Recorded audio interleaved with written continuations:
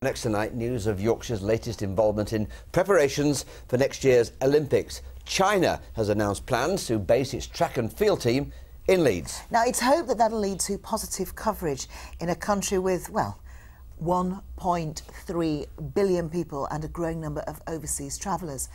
Here to have a look at it is Neil Smallburn. Celebrations for the Chinese New Year earlier this month.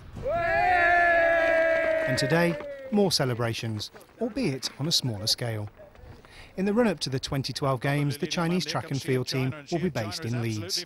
Having the Chinese team here, I guess, is a quality assurance mark to some extent for the city and the facilities that we have here. I think it's now up to the business community, the cultural community, the Chinese community to really make the most of this opportunity as we look into 2012. They're the 7th team who've decided to come to Yorkshire.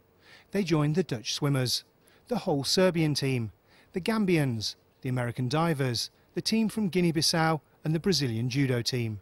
The Chinese will be using facilities at Leeds Met University. Leeds is the first city in Britain to sign any kind of agreement with the Chinese Olympic team, and come the summer of 2012, it means this track will be full of around 50 athletes and officials as they prepare for the Olympic Games. Their presence in Yorkshire could be instrumental in attracting other Chinese teams. I think securing one of the teams, and it will be the biggest Chinese team that will be competing in 2012 in terms of athlete numbers, is a good start point. And inevitably, like most countries, where one team goes, others will certainly look to follow. And I think if we can provide the right kind of opportunity, the right facilities, then there's good opportunities there. What do you think the Chinese athletics team will make of this place? I think more things, different culture, different food, and that's it. Do you think they'll like it? Yeah, definitely. I have been Leeds 2 years. And what do you think of it? Amazing. Comparing the whole UK, Leeds is my favourite city. An estimated 11,500 Chinese people live in Yorkshire. Come the summer of 2012, they'll be hoping to celebrate again. Celebrate gold medals from their Yorkshire-based athletes. Neil Smallburn, BBC Look North in Leeds.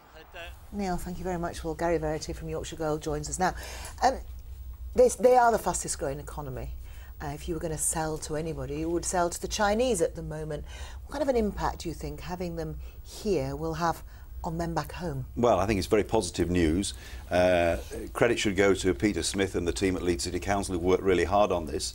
From our point of view as Yorkshire Gold, we can see the business opportunities and the tourism opportunities with China, and so a lot of our efforts are based in that respect, and we expect the Chinese to be one of our biggest markets. It's no coincidence that today they've overtaken the Japanese as the second biggest economy in the world, so it's fortuitous that Leeds should be providing that leadership for the whole of the UK to be the first place to get any of the Chinese team based here. I think I'm right in saying, actually, Boris Johnson, in his inimitable style, said that it was stretching it a little bit to think that Yorkshire would actually gain anything from the Olympics in terms of economic growth and so on. So are you thinking that this is wrong, that we are going to have a boom time? Well, if you look at the Yorkshire businesses that are already getting business out of the Olympics, you know, Arnold Laver in Bradford, who provide over 50% of the timber into the Olympic Village. And today we've heard that Atacom at Murfield have secured a contract to supply more work to the Olympic site.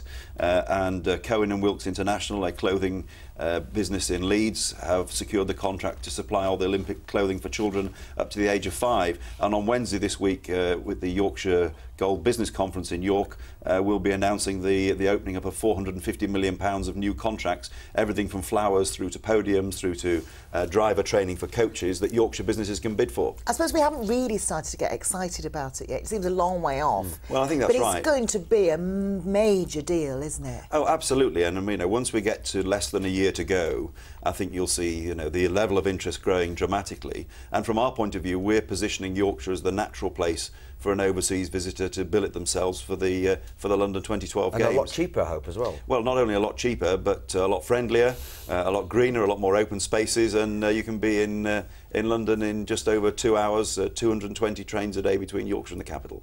Yeah, and you're going to shake hands personally with every one of them that comes out, Gary. Absolutely. Between you and I, Krista, I'm sure we will. Yeah. Absolutely. Have you ever thought about promoting Yorkshire? Oof, that's a lot of things to talk about, isn't it? Now.